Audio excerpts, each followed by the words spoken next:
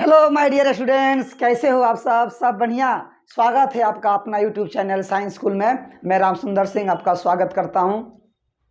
आज हम लोग बहुत ही इम्पोर्टेंट टॉपिक डिस्कस करने वाले हैं जो कि आपके बोर्ड के एग्ज़ाम में, जी हाँ, 2023 के बोर्ड के एग्ज़ाम में जो विद्यार्थी एग्ज़ाम देने वाले हैं 12वीं कक्षा में हैं उनके लिए बहुत ही ज़्यादा इम्पोर्टेंट क्वेश्चन मैं लेके आया हूँ। और ये आपको 5 मार्क्स, जी हाँ आपने सही सुना, 5 मार्क्स एकदम एग्ज़ाम में निश्चित कर देगा। इसको शुरू से अंत तक आपको देखना है। ये डेरिवेशन बेस्ड क्वेश्चन है। इस पर प्रूफ करने के लिए आपको दिया जाता है, जैसे कि आप जैसे देख रहे हैं आपके सामने हेडिंग के रूप में है कि अपवर्तन सूत्र, यानी कि यही ऐसा सूत्र है जो कि बहुत बार बार पूछा जाता है। इस पर बेस्ड बहुत सारे क्वेश्चंस भी आपको मिलते हैं। तो चलिए माय डियर, हम लोग स्टार्ट करते हैं अपवर्तन सूत्र को प्रमाणित करना, है ना।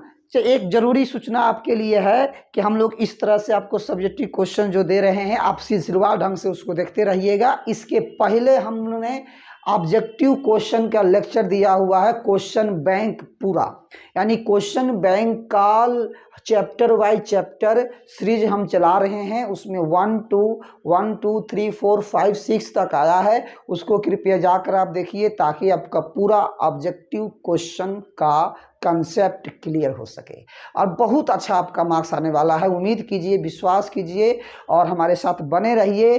कदम से कदम मिला के चलिए, एकदम 90% से ज़्यादा मार्क्स आपका आएगा, इसमें कोई दिक्कत नहीं होगा, है ना। जैसे देखिए आपके सामने अपवर्तन सूत्र ही दिख रहा है, μ2 minus μ1 by R equal to μ2 by V minus μ1 by U. मैं आपको बता दूं, आर यहाँ वक्रता त्रिज्या है, वी प्रतिबिंब दूरी है, यू वस्तु दूरी है, μ2 अपवर्तनांक है, वही उत्तल सतह का। उत्तल सतह के लिए दिए गए सूत्र को स्थापित करना है। अब उत्तल सतह के द्वारा हम लोग बनाएंगे, उसको प्रूफ करेंगे। तो चलिए हम लोग स्टार्ट करते हैं कैसे प्रूफ करें। सबसे पहले मैंने मान लिया है कि मान लीजिए कि एक उत्तल अपवर्तक सतह है जिसका वक्रता त्रिज्या r है और वह दो माध्यम μ1 तथा μ2 को अलग करता है, ठीक है। इसका मतलब ये हो गया। अब आइए यहाँ से हम लोग स्टार्ट करेंगे चीज़ों को। बहुत ही इम्पोर्टेंट सेशन होने वाला है माय डियर। आप देख पा रहे हो ना कि ये एक मैं उत्तल सतह बनाया है, ऐसे फिगर का बहुत अहम रोल होता है माय डियर, इसलिए इसको ध्यान से आप देखेंगे, बहुत आराम से सीखेंगे, कोई जल्दीबाजी नहीं है, विदाउट टेंशन, है ना, रिलैक्स में एकदम। ऐसे एकदम बना दीजिए कटोरा टाइप का, ऐसे कटोरा बन गए लो।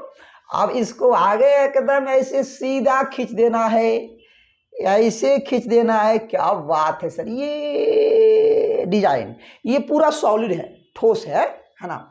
इसका अपवर्तनांक है μ2। अच्छा सर, और जिस माध्यम में इसको रखा गया है उसका अपवर्तनांक है μ1, मतलब ये μ1 है।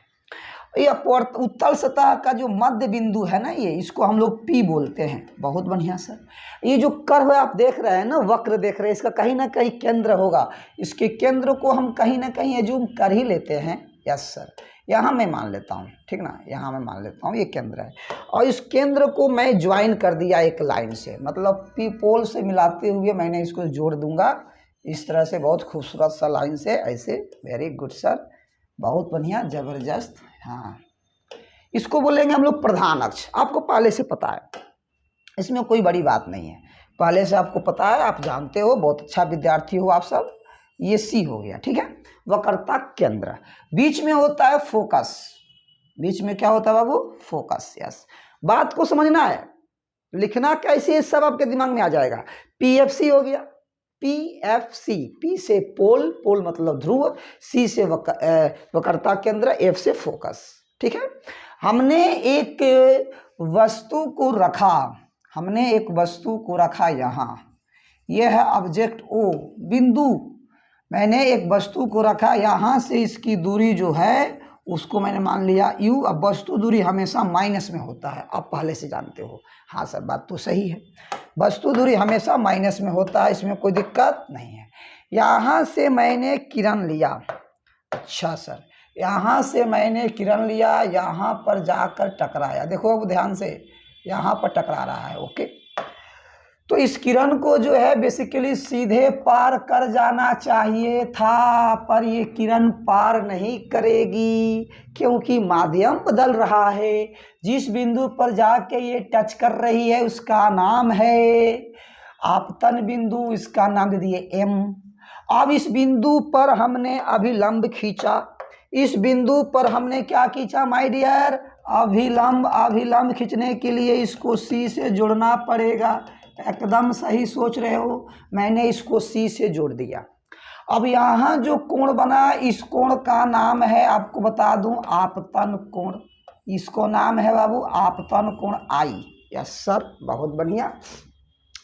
अब ये किरण गई, अब अपवर्तन के बाद सीधे ऐसे आ गई और यहाँ आकर मिल रही है। एक किरण को हम भेज दिए थे सीधे सीधे सीधे सीधे, ये भी आके यहाँ मिल रही है। सर ये सीधे पार कर गई क्यों?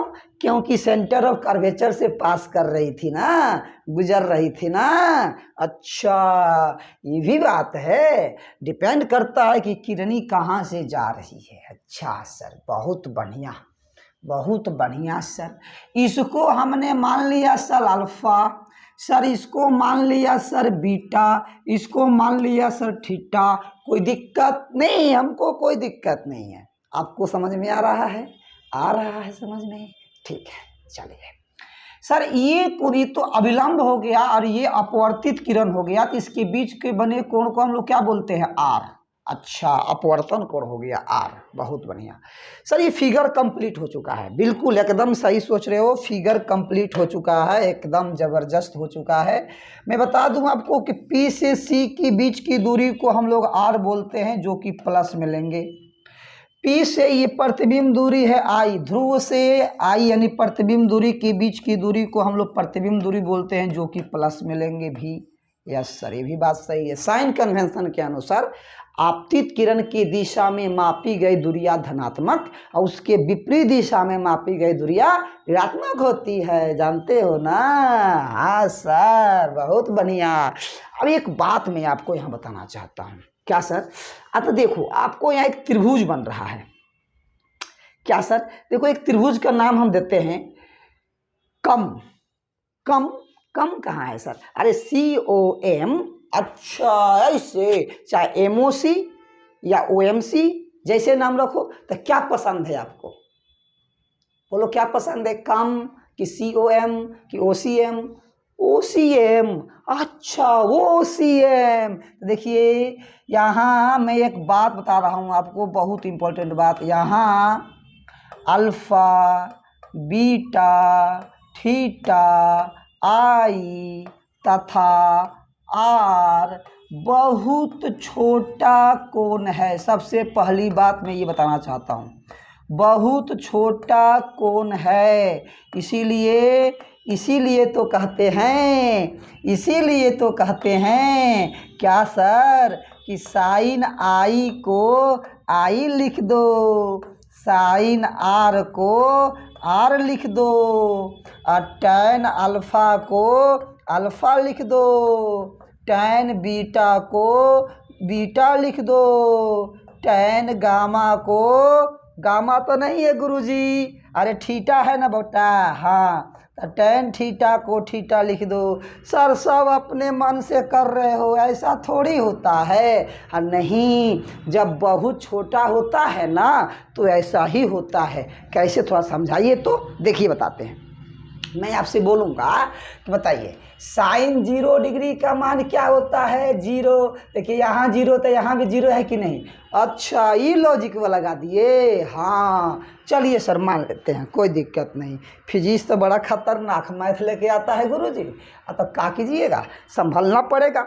अच्छा चलिए, ये बात तो समझ में आ गया हमको सर, कोई दिक्कत नहीं होगी। अब बहुत अच्छा, एकदम ज़बरदस्त समझ में आ रहा है। तो आगे क्या किया जाए? तो एक बात और है कि सर ये जो अल्फ़ा है, बीटा है, गामा है, अल्फ़ा किसके किसके बीच का कोण है? तो देखो, खुद सोचो किसके किसके बीच का कोण है। अरे ये तो आपतित किरण है ना बाबू। हाँ सर, ये आपतित किरण है। कौन किरणी है? आपतित किरण। ये कौन सा किरण है सर? अपवर्तित किरण। देखो एकदम जवाब मिल जाएगा आपको, आप टेंशन मत लो एकदम। जब राम साथ में है तो टेंशन नहीं लेना है। आइए देखो अभिलंब है सर, ये कौन सा लंब है सर? अभिलंब है। अब देखो अल्फा बीटा गामा आपको तकलीफ नहीं देने वाला है। अल्फा क्या है? तो प्रधान अक्ष और आपतित किरण के बीच बना कोण है। अच्छा, बीटा क्या है? तो अभिलंब और प्रधान अक्ष के बीच बना कोण है। अच्छा, थीटा क्या है? अपवर्तित किरण और प्रधान अक्ष के बीच बना कोण है थीटा। अच्छा, बहुत बढ़िया सर। एक त्रिभुज आप नाम बताए थे, OCM, त्रिभुज OCM, त्रिभुज OCM में देखो ध्यान से बाबू, त्रिभुज OCM में फोटो तो देखना पड़ेगा। OCM में आई बहिष कोण है और अल्फा बीटा अंतः कोण है। तो हम लोग बचपन में पढ़े थे कि बहिष कोण जो होता है अंतः कोणों के योग के बराबर होता है। बोलो हाँ या ना? हाँ सर, आई बराबर अल्फा प्लस बीटा, एकदम सही सोचे। एक और त्रिभुज देखो तो, कौन सा? त्रिभुज ICM, आइए नहीं समझे, ICM, ICM। अच्छा, ये मत बोल देना IMCM, काम घबराएगा। ICM, ICM में कौन बहिष कोण है सर? अरे देखो बताते हैं बबुआ, टेंशन काहे लेते हो। आई देखो सांप चल दिया है, C से चलेगा, M तक पहुंचेगा, M से चलेगा और I तक आएगा। दिखा ICM? ICM में ये जो कोणवा दिख रहा है बीटा बहिष कोण है ना? हाँ गुरुजी, बड़ा जबरदस्त। तो बीटा बराबर थीटा प्लस आर। हाँ हाँ एकदम, जल्दी से लिखिए, जल्दी से लिखिए। त्रिभुजवा कौन था सर? तो ICM। ओहो, तो लिखेंगे, हम तो लिखेंगे क्या सर?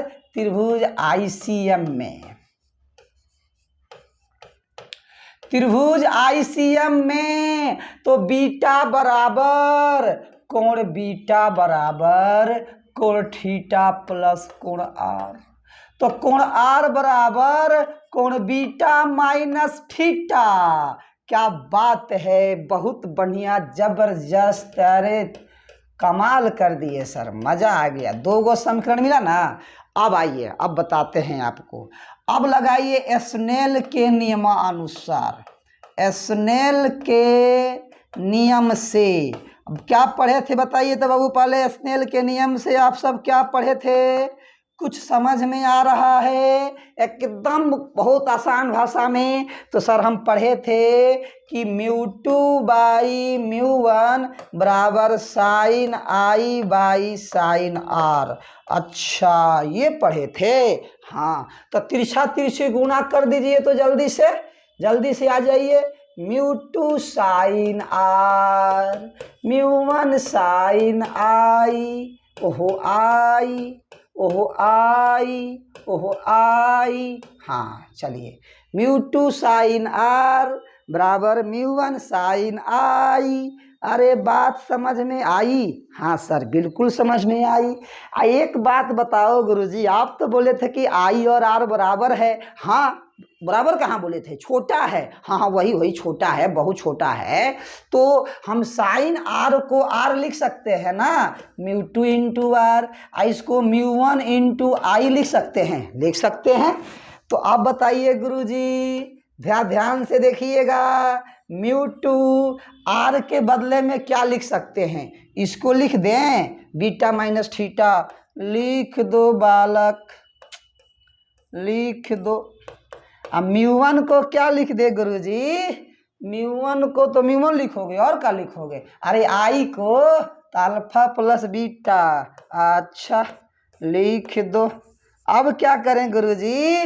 याद करो, अरे याद करो। अरे किधर गया?